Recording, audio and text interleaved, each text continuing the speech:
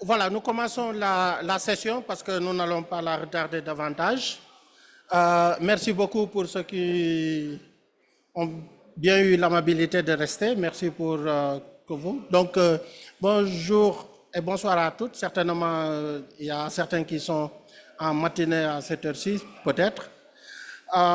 Donc, bienvenue à tous et à toutes à cet événement parallèle sur les procédures de gestion en action. Renforcer la gestion du thon à la collaboration mondiale.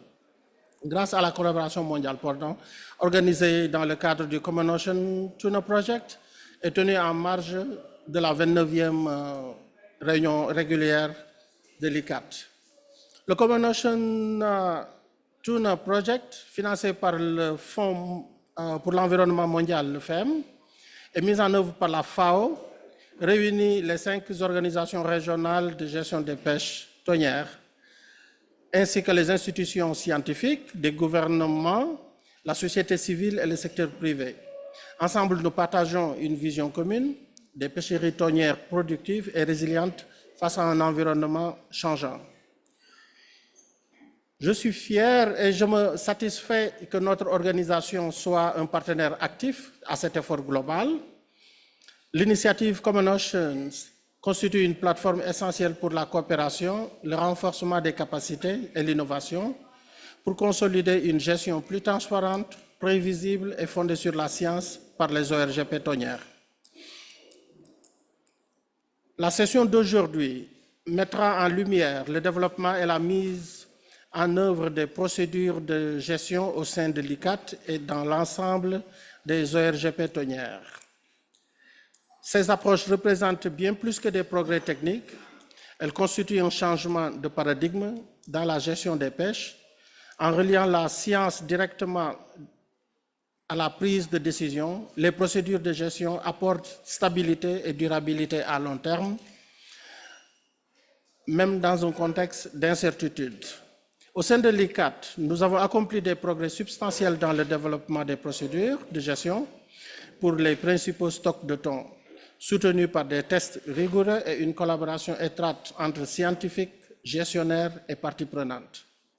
En janvier 2026, à Rome, l'ICCAT organisera, en partenariat avec la FAO, un atelier conjoint des ORGP tonnières dédié spécifiquement à l'évaluation des stratégies de gestion,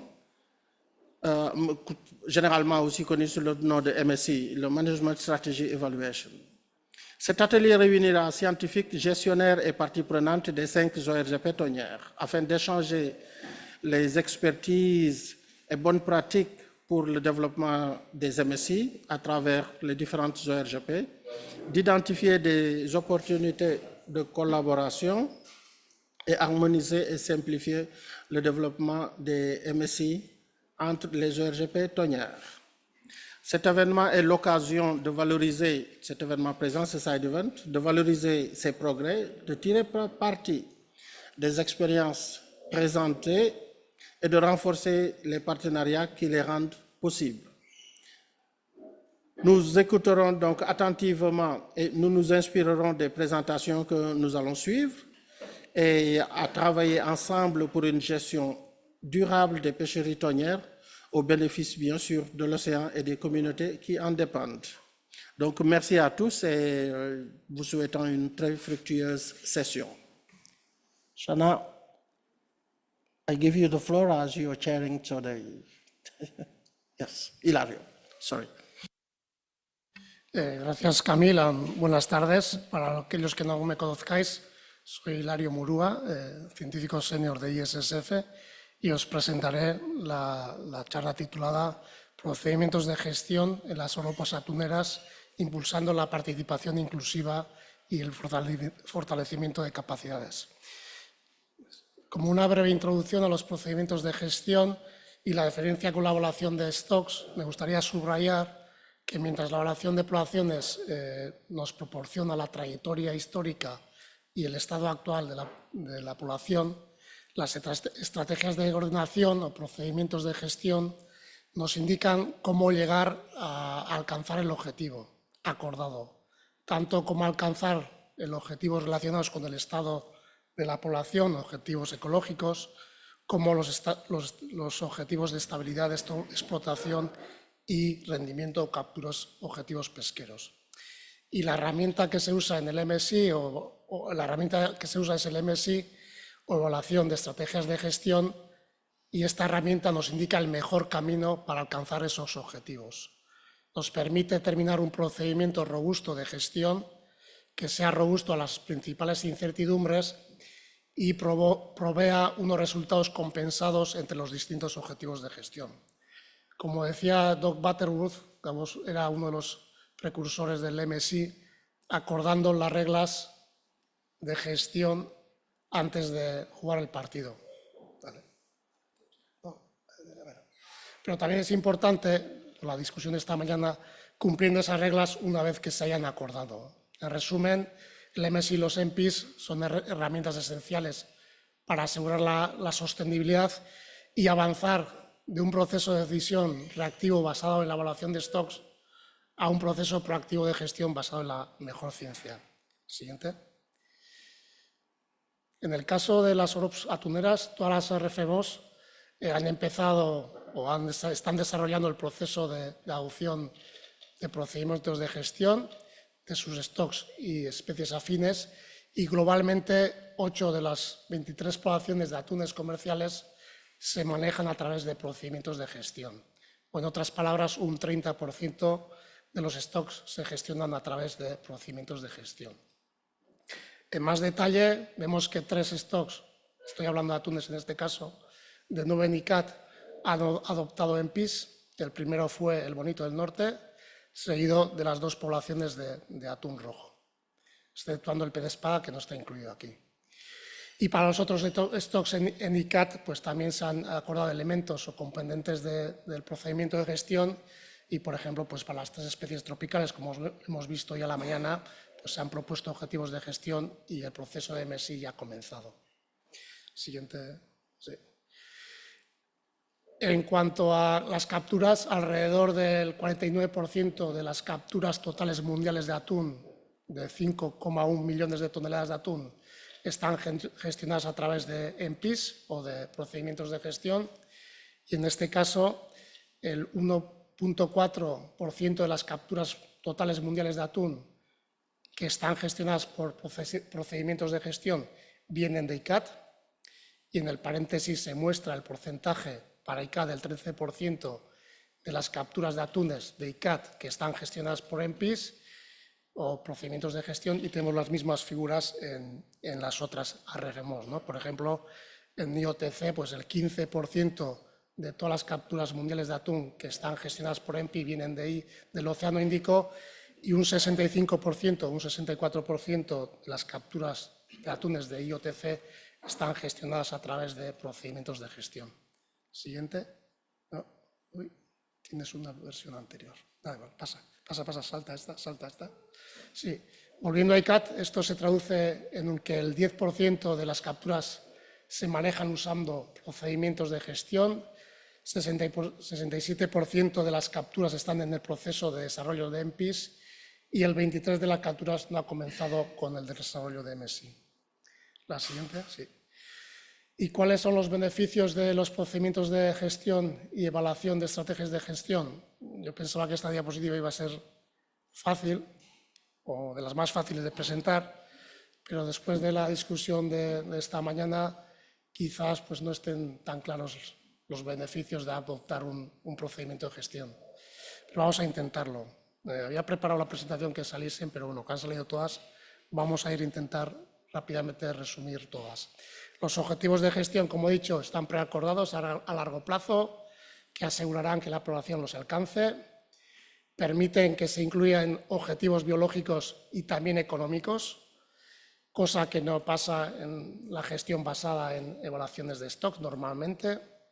La adhesión al asesoramiento científico es importante porque el procedimiento de gestión es robusto a las principales incertidumbres del sistema, incluyendo la incertidumbre de la trayectoria de la población o abundancia absoluta de la población, como en el caso de atún rojo que se ha discutido esta mañana. Se incluye el enfoque de precaución para incluir puntos objetivo y límites. estabilidad de la oportunidad de pesca al incluir, como hemos dicho, objetivos pesqueros, también objetivos de estabilidad, como incluyendo el límite máximo en ambas direcciones de cambio de TAC, una cuestión también incluida en la de atún rojo. Menos tiempo y presupuesto para la ciencia gestión una vez que el procedimiento de gestión esté adoptado, porque la evaluación se hace cada 3 años para monitorizar que el plan de gestión o el procedimiento de gestión se esté cumpliendo, que es importante en un escenario de recursos limitados, y una cosa que ha comentado el delegado chino hoy a la mañana. El diálogo e involucración de los actores desde el inicio del proceso, y en relación con esto, que es muy importante, mejorar la capacitación de todos los participantes en el proceso. Mejora el entendimiento mutuo, por supuesto, aumento de la transparencia y, finalmente, pero muy importante, permite también la implicación del mercado, como veremos en la siguiente presentación. Como ejemplo de los beneficios, he puesto un ejemplo de otra especie de atún rojo, donde la adopción de un procedimiento de gestión que llevó como 10 años está permitiendo recuperar el atún rojo del sur a largo plazo, pero a su vez permitió también aumentar el TAC de la especie y las capturas incluso en un escenario donde el stock estaba por debajo del punto de referencia al límite, cosa seguramente impensable para otras poblaciones de atunes y de peces en general que estén en recuperación. Y un hito muy importante del proceso de evaluación de estrategias de gestión, y como os he mencionado anteriormente, es un posible beneficio también, es que el proceso necesita de la involucración de todos los actores, desde los científicos, gestores y también los stakeholders, desde el inicio del proceso, desde el inicio del desarrollo del proceso. No al final, como ha mencionado el delegado de Guatemala esta mañana, sino desde el principio a la hora de establecer los objetivos de gestión, los riesgos de gestión, los objetivos económicos, estabilidad pesquera, etcétera, etcétera. No, anterior, sí.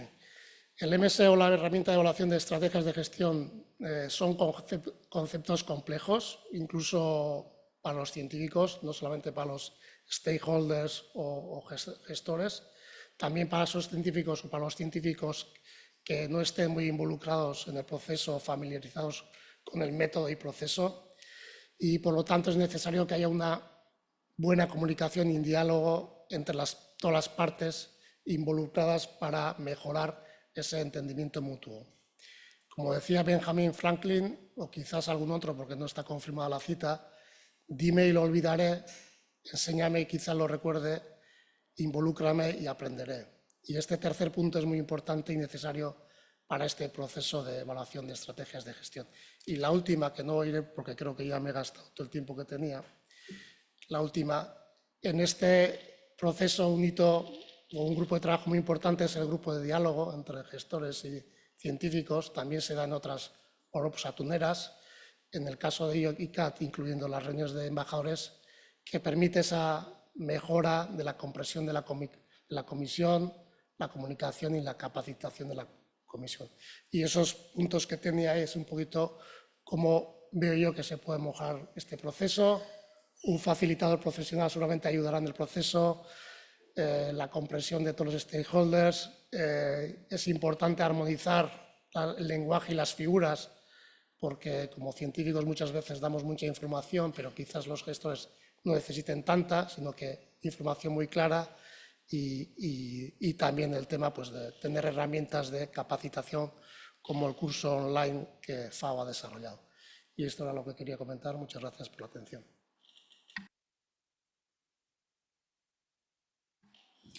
Good afternoon, everyone. Thank you for the ones who endured all of this very productive day. On behalf of the Marine Stewardship Council, I would like to express my sincere gratitude to the Secretariats, to all the CPCs, and of course to the FAO Common Oceans Project. My name is Isadora Muniz, and I'm a Fisheries Manager for MSE Spain and Portugal. Next, please. Currently, there are 55% of the global tuna catch comes from MSE certified fisheries. We can see that there's been a positive evolution, there's a positive trend regarding volumes, and none of this would be possible without the work developed by the RFMOs. Next, please. But what are the current MSE fishery standard requirements regarding harvest strategies and harvest control rules? Well, to reach best practice, or what we call best practice, the harvest strategy must be responsive to the state of the stock, and its elements work together towards achieving stock management objectives. Also, a well-defined harvest control rule must be in place. However, as we all know, there are several challenges in adopting effective harvest strategies for tuna fisheries, and many of the conditions that are associated with MSE certified fisheries are on harvest strategies and harvest control rule performance indicators. Two main challenges are encountered by fisheries in trying to meet this best practice and close their conditions. First one is agreeing on harvest control rules, as we know, is difficult, as we've been saying, and well-defined harvest control rules are necessary, but are not always sufficient. Next, please.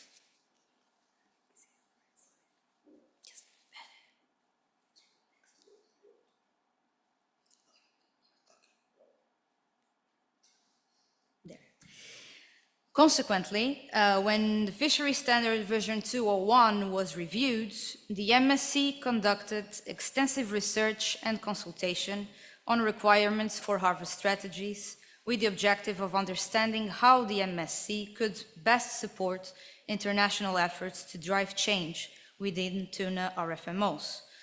This review led to the development of the version 3 of the Fishery Standards. And what have we learned along the process?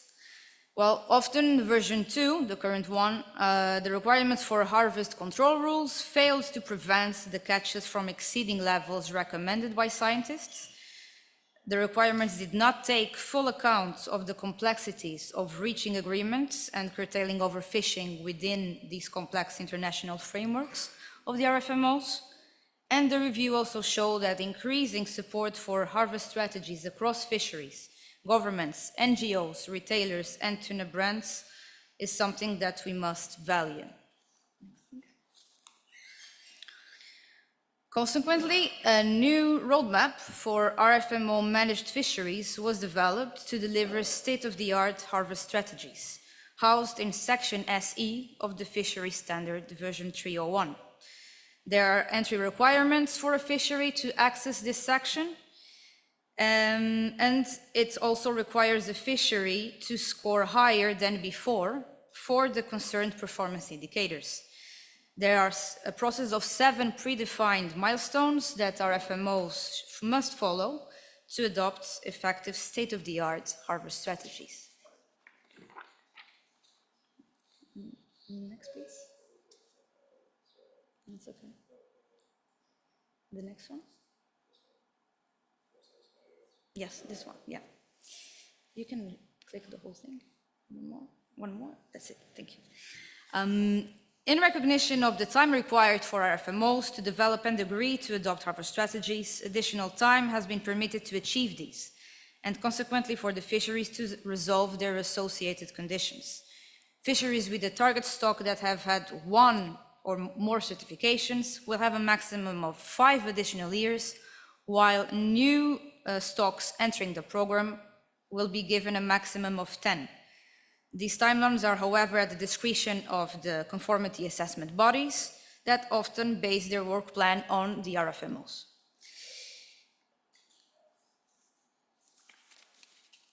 And how does it work?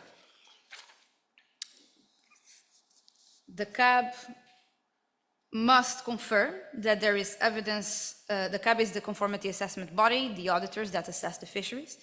They must confirm that there is evidence available to show that the RFMO is committed to developing management procedures using MSE for that particular stock. Next, please. Next. Next. Oh, sorry. Well, one before. I'm sorry. Yeah? Yes. And remember I spoke about 7 predefined milestones. There are 2 phases. Phase 1 involves what we call the most technical and scientific work to develop the management procedure, while phase 2 involves the political efforts to get the MP adopted at the RFMO level. That's why what Hilario was saying about the management science dialogues are so important. Next, please. For fisheries that are struggling to meet harvest strategy meeting requirements under version 201 and close their conditions, MSE has introduced the early application of this tool that I've been explaining. It provides fisheries with additional time to resolve their harvest strategy conditions, but the trade-off is that those conditions are now required to achieve SG 100 or state-of-the-art harvest strategy. So basically fisheries need to step up their game. Next, please. This was the case for these MSE engaged fisheries that target yellowfin tuna in the ICCAT area of purview. They've announced it, this section SE, this past May, so the likely deadline for implementation of harvest strategies and harvest control rules is 2031. Again, this is the likely deadline. FYI, the volume is just for the yellowfin catches of these fisheries. We are aware of the costs that this might imply, so here we have some financial support options from the Marine Stewardship Council Ocean Stewardship Funds. There is the Science and Research Fund. Right now there is an open call on harvest strategies and harvest control rules. Next, please. And there is also another fund that we call the Recertification Assistance Fund. Typically, this is for fisheries that are recertifying for the second time, meaning 3 certification cycles in a row. However, fisheries can access this fund to support Section SE assessments at this point. So thank you very much. Gracias. Merci.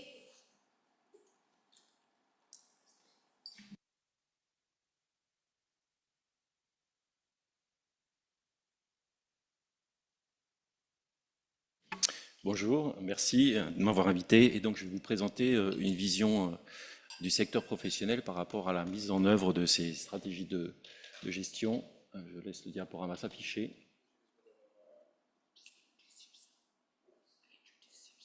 Donc, je m'appelle Bertrand Wendling et je suis donc le directeur général de l'organisation de producteurs qui a comme nom Satouan.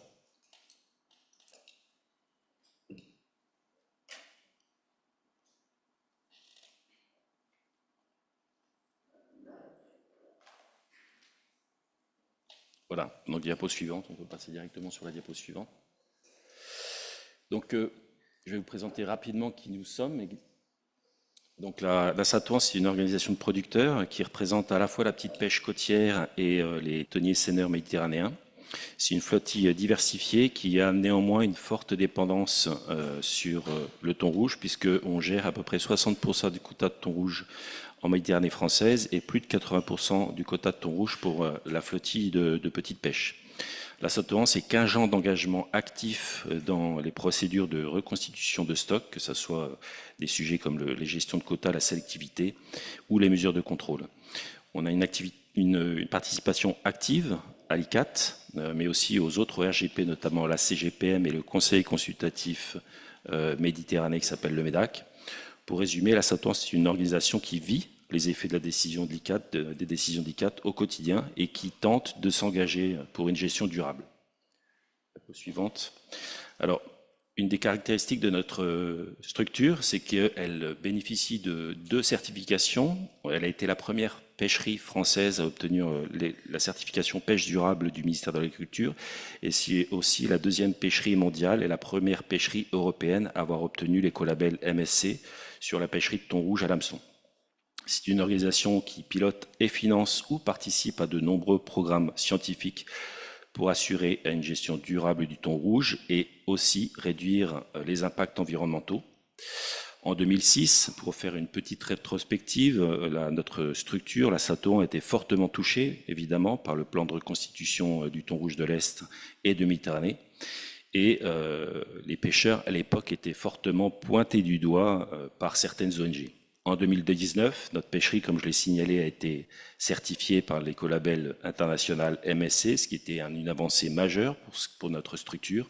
Et aujourd'hui, en 2025, eh bien, évidemment, la mise en œuvre de la procédure de gestion est fortement soutenue par notre structure, puisqu'elle garantit la viabilité de notre filière. Vous avez juste en arrière, si vous voulez voir les zones de pêche de nos navires, elles sont représentées sur la carte. Diapo suivante. Alors, pourquoi les procédures de gestion sont importantes pour nous et quelle est la vision de notre secteur? En fait, elles représentent un lien direct entre le réel, le fonctionnement au coup par coup, au temps réel de notre pêcherie. C'est un besoin nécessaire pour la prédictibilité à long terme et soutenir les investissements des navires de pêche. Elle joue une importance critique dans la stabilité des quotas pour la petite pêche côtière et elle permet aussi de limiter les risques pour l'ensemble de la filière. Elle permet une meilleure acceptation des mesures lorsqu'elles sont claires, anticipées et co-construites. Pour résumer, une stratégie de gestion bien conçue protège le stock et garantit la stabilité socio-économique des communautés de pêcheurs, et c'est ce que nous défendons. Diapo suivante. Comment on essaye de participer à ces procédures de gestion? Et bien pour cela, on essaye de participer activement et de manière volontaire à un certain nombre de programmes scientifiques. Alors j'en ai cité quelques-uns sur cette diapositive pour essayer de mieux connaître et mieux alimenter les données scientifiques disponibles sur le thon rouge. Alors on participe notamment à des projets qui essayent de mieux mesurer l'impact du changement climatique avec un projet qui s'appelle Prompt qui est soutenu par l'IFREMER. On est intégré dans de nombreux projets LIFE de l'Union européenne qui permet à la fois de mieux connaître la pêcherie, de mesurer les impacts sur les espèces accessoires sensibles. Et donc j'ai listé là un certain nombre de projets. On a aussi des relations étroites avec certaines ONG et je remercie le WWF qui nous a permis de mener un certain nombre de projets scientifiques, notamment sur tout ce qui est problématique de capture accessoire. On intervient au niveau évidemment des observateurs régionaux. On met en œuvre un suivi régulier des captures au travers d'un système d'information halieutique. Et puis évidemment, on essaie de coopérer avec les autres pays, France, Espagne, Italie, pour évidemment essayer d'harmoniser un petit peu nos pratiques. Donc on considère que le secteur professionnel fournit des données essentielles et réalistes pour rendre les stratégies de gestion efficaces. Diapo suivante. Qu'est-ce que nous ont appris ces mesures? D'une part, et je pense que c'est une priorité, que la co-construction est essentielle lors du développement d'une procédure de gestion. Il faut que ça soit construit en accord avec les professionnels, il faut qu'ils comprennent ce que l'on développe. Il faut prendre en compte les différences entre les flottilles qui doivent être intégrées, que ce soit la petite pêche ou les thoniers seineurs. Il faut que les indicateurs qui soient utilisés doivent être simples, transparents, faciles à comprendre. Et il faut évidemment un suivi robuste pour que cela puisse avoir du sens. Pour résumer, on peut dire qu'une stratégie de gestion doit être scientifiquement solide, mais aussi opérationnelle, fonctionnelle pour toutes les flottilles. Et enfin, dernière diapo, je voudrais... Diapo suivante, voilà. Je voudrais ici profiter de l'occasion qui m'est donnée pour donner aussi une position de notre structure pour qu'on puisse rester dans une gestion durable à long terme et précautionneuse. C'est pour ça que notre structure vise une approche précautionneuse pour 2026. On considère qu'il faut éviter les incertitudes structurelles, les risques de déclin si la productivité est surestimée. Et évidemment, on soutient les procédures CKMR qui permettent pour nous réduire les risques. Ce qui est important pour permettre la stabilité des flottilles méditerranéennes, c'est maintenir une trajectoire stable pour éviter les impacts socio-économiques. Et dans l'esprit du projet Common Ocean, c'est aussi de permettre une gestion à long terme de la pêcherie de thon rouge. Merci.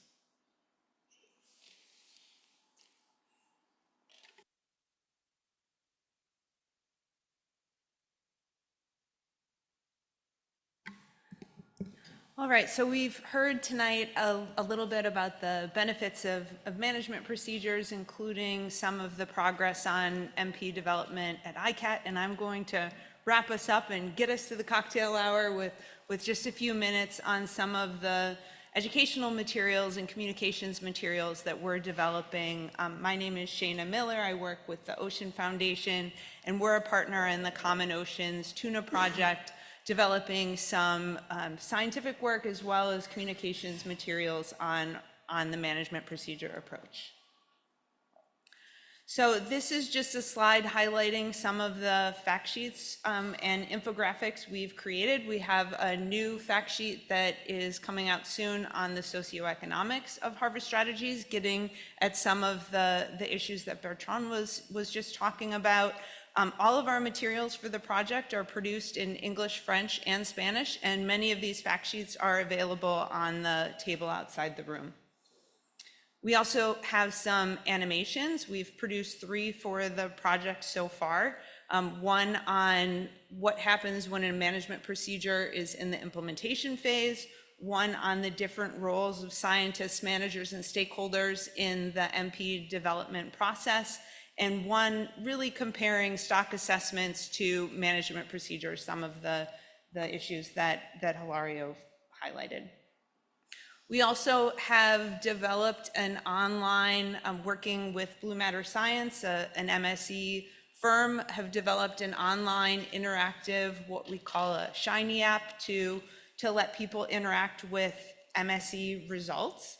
And so the screenshot on the screen now is some of the results from the Western Skipjack MP that was discussed today.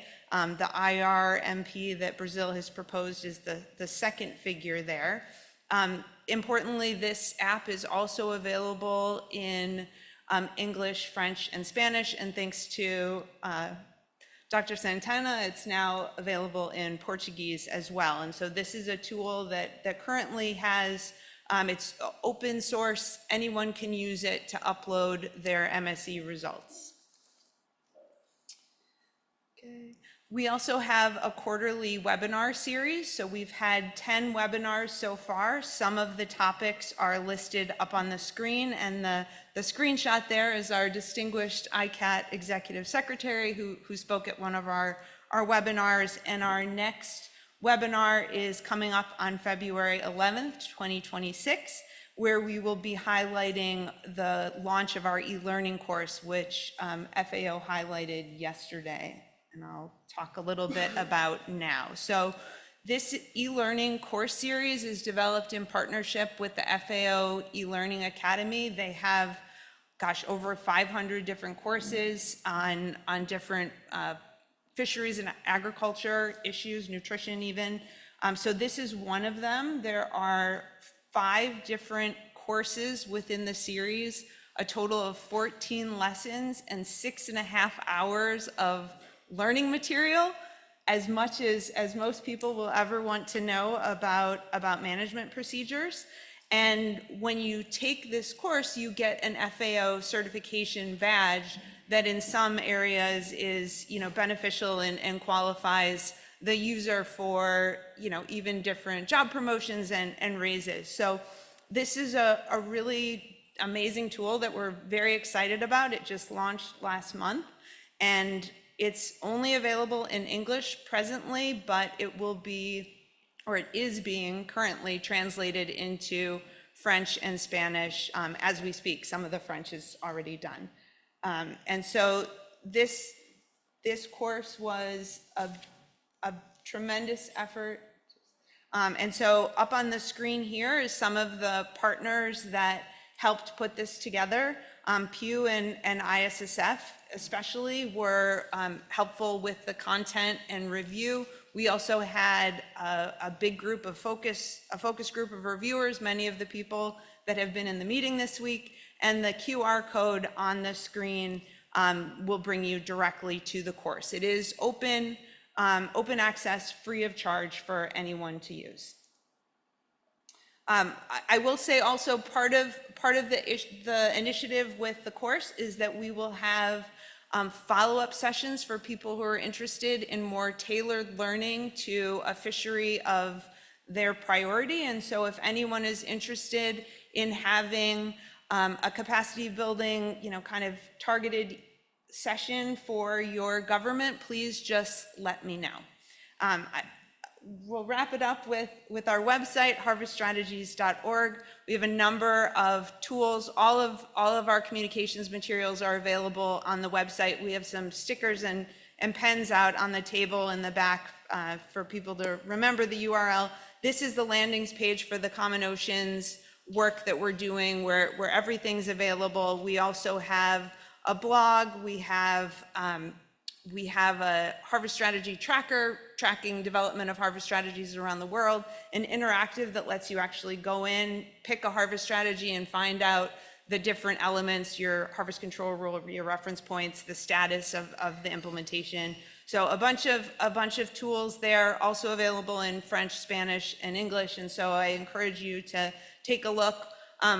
Those 3 languages are our main languages, but we have materials in 13 languages, including Arabic, Brazilian, Portuguese, and Chinese, and Korean, a number that are relevant to ICCAT parties.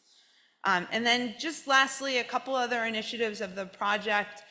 First of all, a couple people yesterday mentioned the Blue Shark MSE workshop that we hosted last month in Rome to bring together people from the Indian Ocean, Pacific Oceans, and Atlantic Oceans who are all working and looking at developing MSEs for blue sharks to see if we can kind of learn from each other and benefit from a collective approach. And that was just a highly successful workshop with many ICCAT scientists participating. And so thanks to those who were there.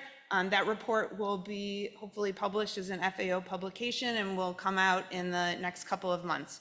And then lastly, we are working on a markets-led initiative. As we've heard tonight, markets are very interested in development of management procedures as well. And so we have a new initiative that we're supporting markets in their calls for all tunas to be managed by a harvest strategy by the end of 2028, which at ICCAT, it's really only Mediterranean albacore that doesn't have a process underway. So it should be an ambitious, but possible goal. And with that, I just want to give a huge thank you to our project advisory committee, two of whom are sitting right here. So thank you. It's really a tremendous team effort. And so just thanks for the esteemed members of this committee for all of their support and input. And with that, and of course, FAO and the Tuna RFMOs who are integral partners on the project. And with that, I'll just put up our website and social media links. And if there are nothing that the other panel members want to add, I think we can call it a day. Does anyone? Camille, do you want to say anything? Do you want to say anything or no? You do. Okay. So our executive secretary is going to close us for today, but thank you all for joining.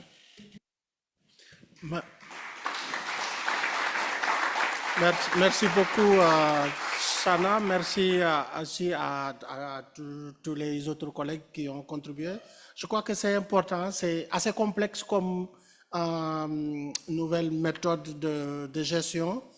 C'est très technique, mais il nous faut du temps, nous allons apprendre, c'est juste rester sur la trajectoire de l'apprentissage pour davantage nous familiariser avec tous un vocabulaire assez différent, assez technique. Parfois, quand on parle de certaines choses, ça peut nous perdre, mais nous n'avons pas à avoir peur. Nous devons rester constants, sachant tous les bénéfices quand même qui ont été déjà présentés dans les différentes présentations. Je crois que c'est très utile. Nous allons continuer à en apprendre et je crois plus particulièrement par rapport à tous les outils qui ont été rendus disponibles. Je crois que c'est certainement, je ne sais pas comment davantage populariser, si je peux le dire ainsi, en utilisant un jargon plus anglophone, ces outils qui sont accessibles et qui sont gratuits pour que les gens puissent y avoir accès et commencer à être dans cet apprentissage. Je crois que nous y gagnerons tous si nous avons une compréhension assez suffisante de ce que tout cela peut signifier et ce que cela peut dire pour nous tous. Merci encore à ceux qui sont en ligne également et qui nous suivent. Certainement pour certains, c'est très tard chez eux. Et les autres aussi qui nous suivent des autres ORGP. Nous avons été heureux de vous avoir en ligne et nous vous donnons rendez-vous très prochainement pour d'autres occasions de partager des événements parallèles. Merci beaucoup encore et on remercie également beaucoup les interprètes qui nous ont aidés parce que juste avec une longue journée quand même, c'était sans, j'allais dire sans pause, mais merci pour votre indulgence et votre aide et à tous ceux qui sont là pour être restés au-delà vraiment d'une journée assez longue et assez difficile avec les 4 sessions que nous avons eues durant la réunion. Merci encore et tout de suite pour le cocktail, pour ceux qui veulent bien nous y joindre. Merci beaucoup encore une fois.